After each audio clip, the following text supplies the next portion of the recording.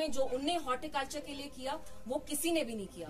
NC Jamaat is a fact, यहाँ 50 से consecutively NC की गवर्नमेंट बनती आई और उन 5 सालों में अगर हमने काम नहीं किए तब मुगल रोड का जो ये फुल रोड बनना चाहिए। सर ट्रैफिक जाम हो गया, चलो आगे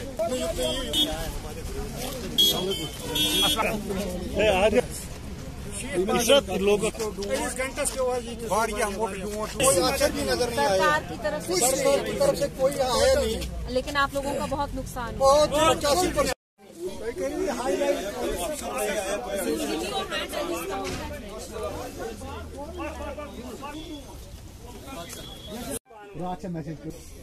बहुत नुकसान हुआ। ये देखो 85% का अभी तक कोई एडमिनिस्ट्रेशन की तरफ से यहाँ अब्दुलरहमान वीर साहब तम सात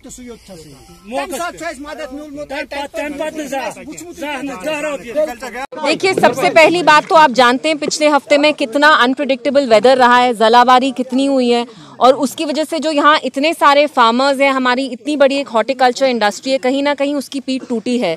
क्योंकि हाँ, आप देख रहे हैं खुद अभी हम यहाँ we are in the middle of an orchard here in Bijbehara कर्नल वन में, तो यहाँ पे इनको बहुत नुकसान हुआ है। पोस्टखेड़ी में हैं हम और इनको अभी तक एडमिनिस्ट्रेशन से, गवर्नमेंट से कोई रिलीफ नहीं आया। There is been no form of relief, whether that's financial assistance और इवन यहाँ पे गवर्नमेंट ने किसी को भेजा भी नहीं ताकि वो असेस कर पाएँ कि इनको यहाँ कितना नुकसान हुआ है। और आप खुद देख रहे हैं, आप भी मेरे साथ यहाँ आए, इनने हमें खुद दिखाया कि इनका कितना नुकसान हुआ है। And let's not forget, horticulture वो सेक्टर है हमारी जम्मू कश्मीर की इकोनॉमी का, जब 90s में यहाँ पीक मिलिटेंसी थी, this is what kept people alive। यहाँ पे जो लोगों का गुजारा था वो सारा हॉर्टिकल्चर से आया। आज यहाँ इतनी जलाबारी हुई, इतना हेल स्टॉर्म हुआ पूरे साउथ कश्मीर में, स्पेशली कश्मीर में तो हुआ ही, बिजबेहाड़ा में, शोपियान में, एरियाज़ में बहुत ज़्यादा हुआ। तो कहीं ना कहीं जो सरकार है उनको जो अपनी एक जिम्मेवारी है फुलफिल करनी चाहिए। मैं सरकार से अपील करती हूँ कि यहाँ आए, एक टीम को भेजे जो असेस करे यहाँ कितना डैमेज हुआ है हमारे फार्मर्स को,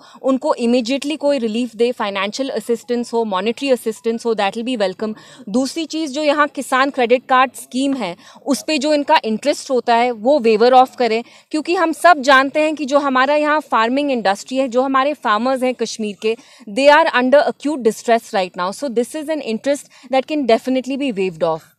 आप देखिए Jammu Kashmir bank for example, कितने बड़े बड़े लोग हैं, इंडस्ट्रियलिस्ट हैं यहाँ के जम्मू कश्मीर में, जो इतने बड़े, जम्मू कश्मीर नहीं बॉम्बे के लोग आके हमारे बैंक को लूटते हैं।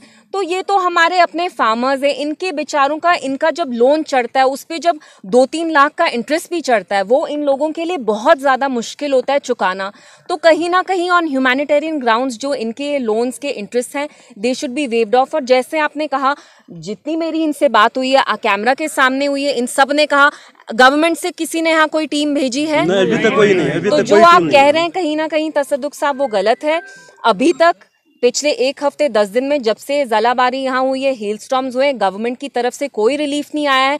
रिलीफ के लिए पहला कदम ये था कि उनको यहाँ एक टीम भेजनी चाहिए थी। अरे फार्मर्स ड्यूरेस में हैं, पूरे जम्मू कश्मीर, फार्मर्स ही क्यों, स्टूडेंट्स के बारे में बात करते हैं, हमारी इतनी यंग पॉपुलेशन है। कुपवारा में एक 21 साल के लड़के ने अपनी जान दी, क्यों? क्योंकि जो एग्जाम था, जो वो पास करना चाहते थे नीट का, 2 परसेंटाइल से उन्हें मिस किया। क्यों मिस किया? क्योंकि वो ओपन मेरिट कैटेगरी से थे। जो बड़े बड़े मुद्दे हैं, एनसी का फोकस तो वो रहा ही नहीं है।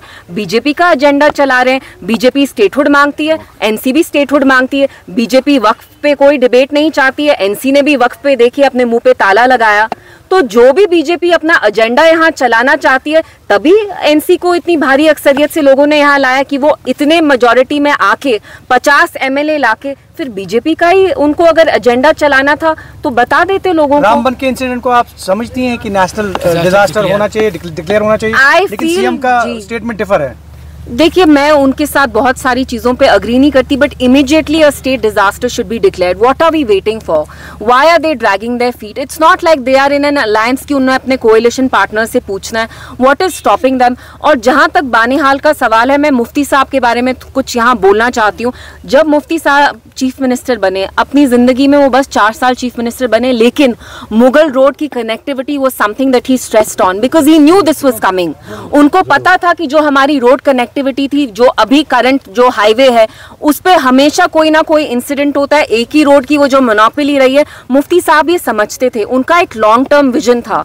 लेकिन कहीं ना कहीं अफसोस की बात है कि जो मुगल रोड पे काम जो उनके टाइम हुआ, उनके दौरान हुआ, वो अब कहीं ना कहीं रुक गया। तो मुफ्ती साहब का जो विजन था वो लॉन्ग टर्म था, वो एक कि बहुत सारी वजहों की वजह से उनका एक विजन होता था। अनफॉर्चुनेटली जो हमारे अब करंट चीफ मिनिस्टर हैं, उनका कोई विजन नहीं है। वो बस चाहते हैं उन्हें स्टेट प्लेन मिले ताकि इंडिगो के प्लेन में उन्हें 4 घंटे वेट नहीं करना पड़े। तो it's very sad, it's very unfortunate. Rahul Gandhi ji कह रहे हैं कि इलेक्शन कमीशन ऑफ इंडिया खुल के कोई डिसीजन नहीं ले पा रहा है। जी देखिए, अभी हमारा फोकस यहाँ लोकल इश्यूज पे ही है। We are in the middle of an orchard, हम सेब के बागों में हैं। आप देख रहे हैं इनके माथों पे कितनी शिकंज है, कितना स्ट्रेस है, क्योंकि ये हॉर्टिकल्चर इंडस्ट्री से इनका वापसा है। और आप देखिए गवर्नमेंट की तरफ से यहाँ हॉर्टिकल्चर के लोगों के लिए कोई सपोर्ट नहीं है। It's such an important crucial part of Jammu Kashmir economy, yet there is no support. यहाँ इतना हेलस्टॉर्म की वजह से डैमेज हुआ है, एनसी सरकार ने यहाँ एक भी डेलीगेशन नहीं भेजी, एक भी टीम नहीं भेजी जो यहाँ आके असेस करें कितना डैमेज है। तो मेरी सरकार से यही अपील है कि आप प्लीज यहाँ एक टीम को भेजे बिजबेहाड़ा में, शोपियान में, जहाँ भी ज़ालाबारी की वजह से डैमेज हुआ है, so that they take stock of the situation. Ma'am, National Conference कह रहे हैं कि 14 में जो कोलिशन सरकार बनी बीजेपी और पीडीपी की, जो यहाँ पे सियासी हालात हैं उसके लिए पीडीपी ही रिस्पॉन्सिबल है। देखिए जाहिर सी बात है, उनको तो माजी में अभी रहना बहुत पसंद होगा, प्रेजेंट में वो रहना नहीं चाहते, प्रेजेंट की वो बात नहीं करना चाहते। और अगर हम माजी में जाएं तो 70 साल तो एनसी की यहाँ सरकार रही, पीडीपी की जिसके साथ भी सरकार रही, वो बीजेपी हो या कांग्रेस हो, कुल मिलाकर 5 साल से ज्यादा तो नहीं रही। तो फारूक साहब बताएं हमें, जब वो 20-25 साल चीफ मिनिस्टर रहे तो वो क्या करते थे? ज्यादातर वो लंदन में रहते थे। He had left people here to their own devices। Ikhwan, task force, POTA, ये सारा तो यहाँ एनसी नहीं अपने दौर में लाया।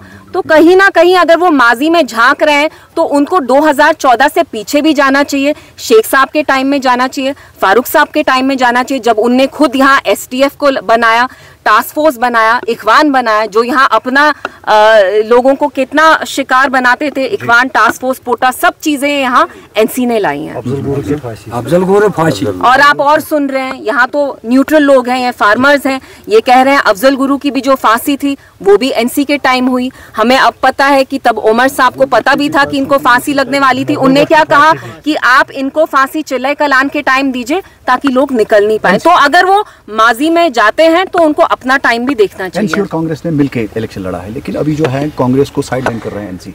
जी, बिकॉज वो बीजेपी के साथ जाना चाहते हैं, तो वो अपना रास्ता थोड़ा क्लियर कर रहे हैं। तो पहला पार्ट था पीएजीडी को तोड़ना। जब पीएजीडी टूटी तो इंडिया अलायंस के बारे में अनाप शनाप बोलने लगे कि राहुल गांधी ऐसे हैं, राहुल गांधी वैसे हैं। तीसरा स्टेप है कि वो कांग्रेस के साथ अपनी अलायंस तोड़े। एक बार वो कांग्रेस के साथ अलायंस तोड़ेंगे तो उनका रास्ता क्लियर है। जो इनफॉर्मल कोएलिशन अभी एनसी और बीजेपी के साथ चल रही है वो 6-7 महीने बाद फॉर्मलाइज हो जाएगी।